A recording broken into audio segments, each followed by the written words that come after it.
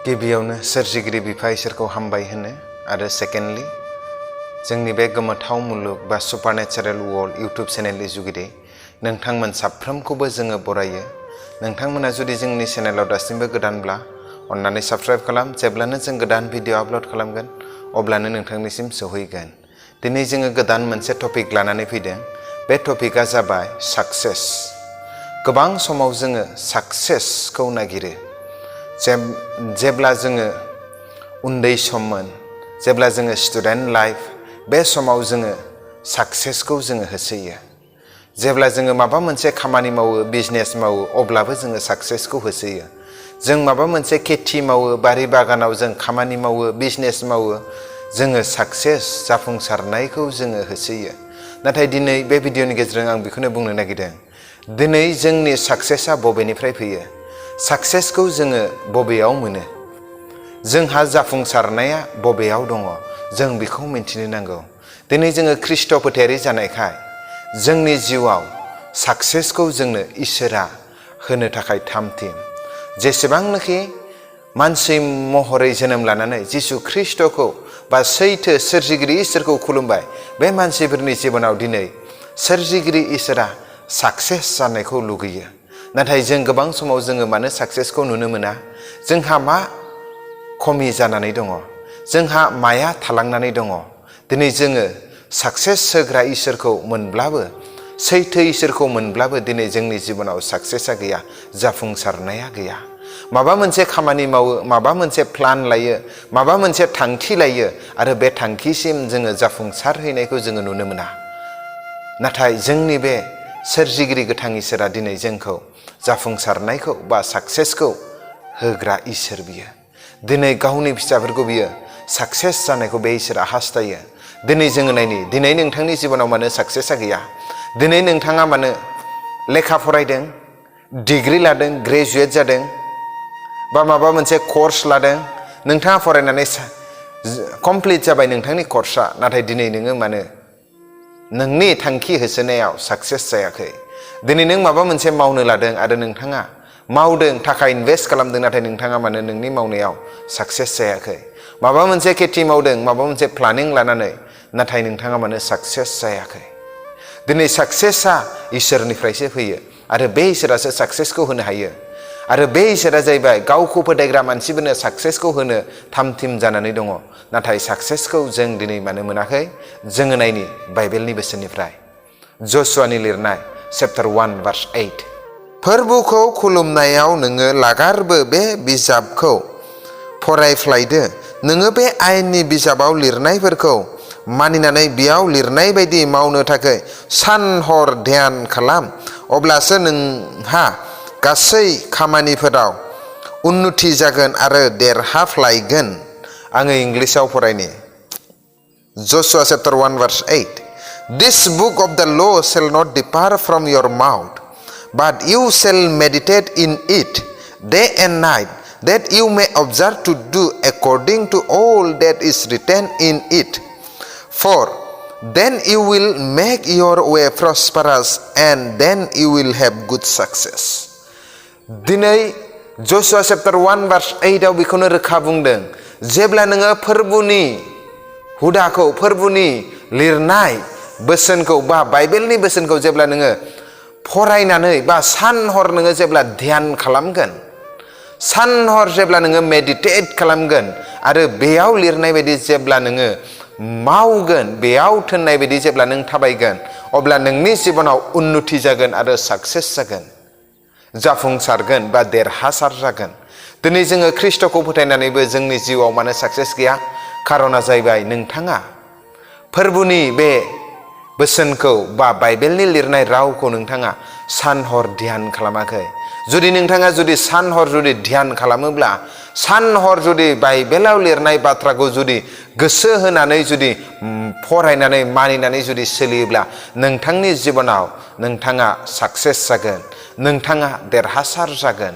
दिनै आं बेखौनो बुंनो नागिरदों, नोंथाङा जिखि खामानि मावा मानो, बिजनेसानो माव, खेथि माव, कन्ट्रेक्ट माव, बा जायखि जाया नोंथाङा खामानि माव, बा नोंथाङा स्टुडेन्टबो जानो हागौ, फरायगासिनोबो जानो हागौ, आरो नोंथाङा फरायनानै थांखिखौ होसोगासिनो आरो बे समाव आं बेखौनो बुंनो नागिरदों जायफोरा दिनै गावनि थांखियाव सौहैनो नाजादों जायनि जिबनाव थांखिफोर दङ नोंथांमोना फोरबुनि बोसोनखौ सान हर ध्यान खालाम सान हर फरायनाय ओरैनो निउस पेपार बायदि रिडिं खालामनाय आरो फोरबुनि बोसोनखौ ध्यान खालामनाया गुबुन गुबुन रोखोमनि जायो दिनै नोंथाङा जुदि फोरबुनि बोसोनखौ सान हर जुदि मेडिटेट खालामोब्ला ध्यान खालामोब्ला आरो बेयाव थोननाय बायदि बेयाव लिरनाय बायदि जुदि नोंथाङा इसोरनि हुकुमखौ जुदि मानिनानै सोलियोब्ला नोंथांनि जिबनाव साक्सेस जागोन नोंथाङा थांखिसिम सौहैगोन आरो नोंथाङा साक्सेसखौ मोनगोन दिनै आं बेनिखायनो बुंनो नागिरदों जाय बिथांमोना दिनै साक्सेसनि उनाव खारदों जाफुंसारनायनि उनाव खारदों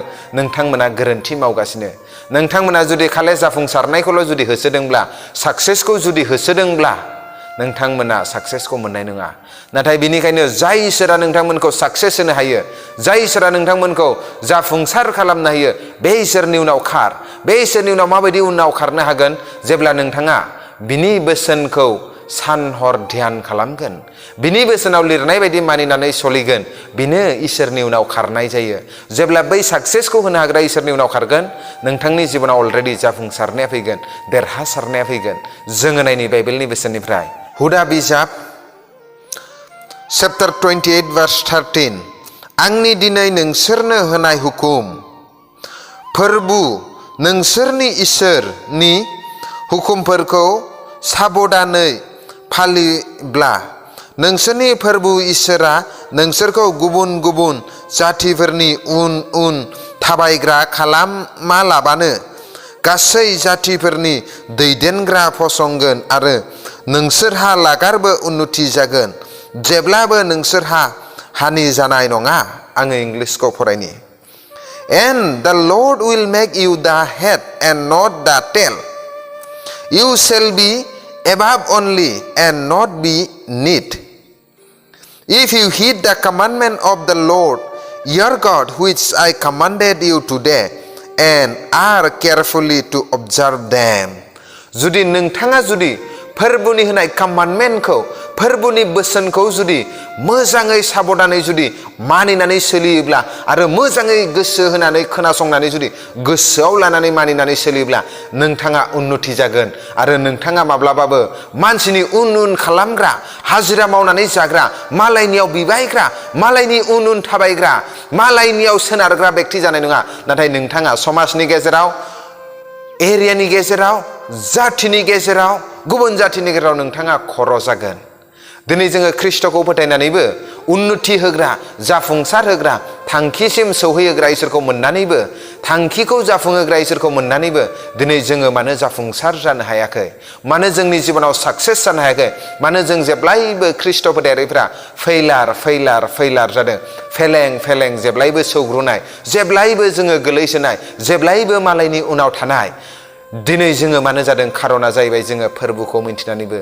फोरबुनि बोसोनखौ जोङो गोसो होनानै खोनासङाखै फोरबुनि बोसोनखौ जोङो ध्यान खालामाखै फोरबुनि बोसोनखौ दिनै मानिनि जाहोनाव दिनै जोंनि जिबनाव जोंनि नखरफोराव जोंनि लाइफआव जोङो साक्सेसखौ उन्नतिखौ प्रस्पारियास लाइफखौ जोङो नुनो मोनाखै दिनै जों जुदि उन्नति जानोब्ला साक्सेस जानोब्ला दिनै जोङो फोरबुनि बोसोनखौ जोङो सान हर ध्यान खालामनांगोन आरो बिनि थोननाय बायदि जोङो मानिनानै जेब्ला सोलिगोन अब्ला नाय नोंथांनि जिबनाव नोंथाङा जाफुंसार जानो हागोन दिनैसिम जुदि नोंथाङा जुदि फेल जागासिनोब्ला नोंथाङा जुदि दिनैसिम माबा मोनसे मावनायाव जुदि जाफुंसार जानो हायाखैब्ला नोंथाङा जुदि दिनैसिमबो आवगायनो हायाखैब्ला जेसेबां मावब्लाबो नोंथाङा फोरबुनि बोसोनखौ सान हर ध्यान खालाम meditate day and night then the Lord will give you success then the Lord will give you the prosperous life नोंथाङा उन्नति जागोन दिनै आं बे गुसुं भिडिअनि गेजेरजों नोंथांमोनखौ थुलुंगा होनो नागिरदों जायफोरा दिनै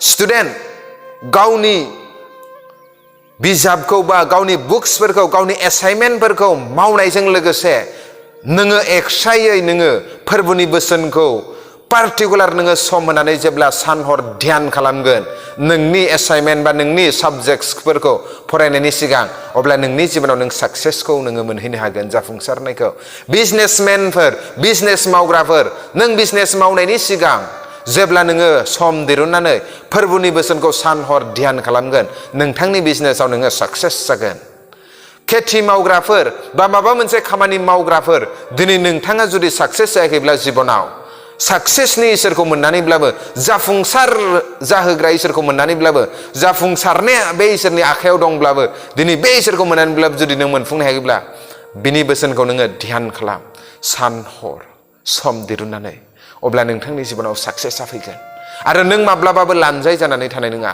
नों खर'सो जागोन होननानै बुंदों you will never be the tail but you will be the head नों मालायनि सिङाव थाग्रा जानाय नङा नाथाय नोङो समाजनि मानसिनि सायाव नों थागोन दिनैसिमबो नोङो ख्रिस्ट'खौ मोननानै मानो आंखालाव गोग्लैनानै दङ दिनैसिमबो मानो नोंनि जिबनाव थोआ लोमा जागासिनो दङ दिनैसिमबो नोङो फोरबोखौ मोननानैब्लाबो बोलोगोरा इसोरखौ देरसिन सोरजिगिरि इसोरखौ गासै बे बुहुमानो फोरबोनिनो थेवब्लाबो नोंनाव मानो जेबोआनो गैया मानो जाफुंसारनाय गैया मानो उन्नति गैया खारना जाबाय फोरबोनि बोसोनखौ नों मानियाखै फोरबोनि बोसोनखौ नोङो सान हर ध्यान खालामाखै दिनै जुदि नों सान हर जुदि ध्यान खालामोब्ला बे इसोरा नोंखौ साक्सेस होगोन जाफुंसारनायनि उनाव खारनो नाङा गोबां जौमोन बैसोनि सुबुंफोरा जानो हागौ 3 Idiots फिल्मखौ नायदों बेयाव बुंदों साक्सेसखौ मोननो थाखाय एक्सिलेन्टनि उनाव होसोनांगौ होनदों नाथाय आं दिनै बाइबेलनि बोसोननि जुगिदि बेखौनो बुंनो नागिरदों साक्सेसखौ मोननो थाखाय साक्सेस होग्रा इसोरनि उनाव खार अब्लानिया नोंथांनि जिबनाव साक्सेसआ अट'मेटिकेलि फैगोन